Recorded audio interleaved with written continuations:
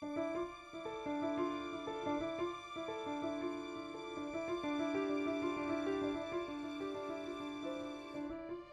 primary differences between a state of darkness and that of infinity are what I call illusions of knowing. Mankind generally believes that if enough evidence supports an idea, then it is a fact or an unchangeable truth.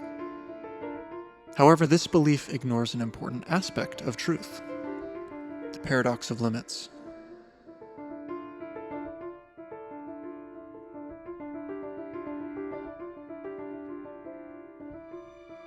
The paradox of limits is the principle that knowing a limit is impossible, as the only evidence for a limit is that nothing has breached it yet. It does not matter how many millions or even billions of data points fall within the limit. If even one data point crosses it, the pseudo-barrier is retroactively and forever after dissolved.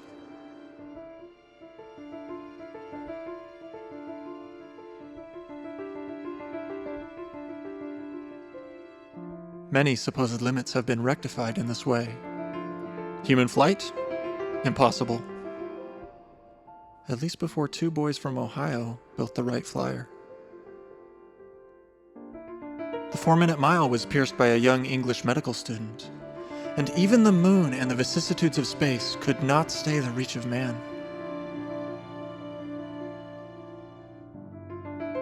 But the paradox of limits applies to more than human behavior alone.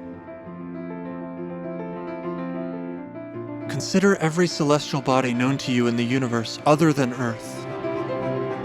After assessing the various terrain, atmospheres, and other qualities, would you conclude that life is possible on any given planet or star?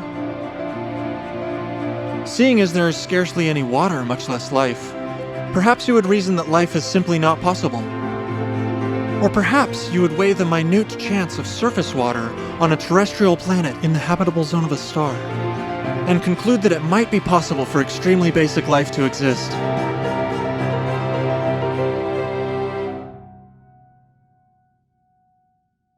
Now add Earth back into the equation.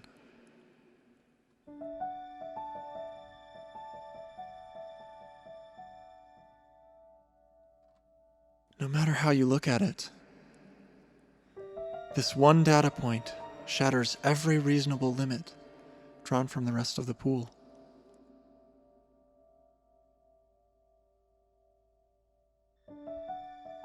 Not only does Earth support life, it is teeming with it, in both quantity and variety.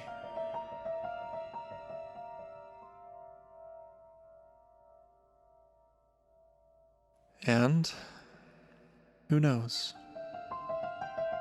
Perhaps another planet exists somewhere in the cosmos, whose advancements make Earth look like an archaic pile of dust.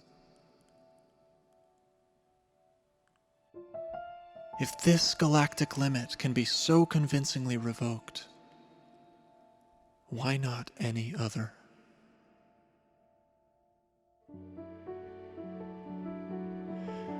To conclude, when we think we know something, we think that we are not and cannot be wrong.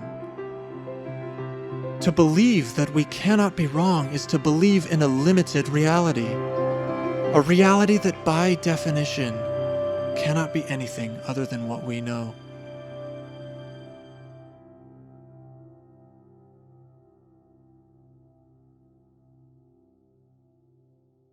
Importantly,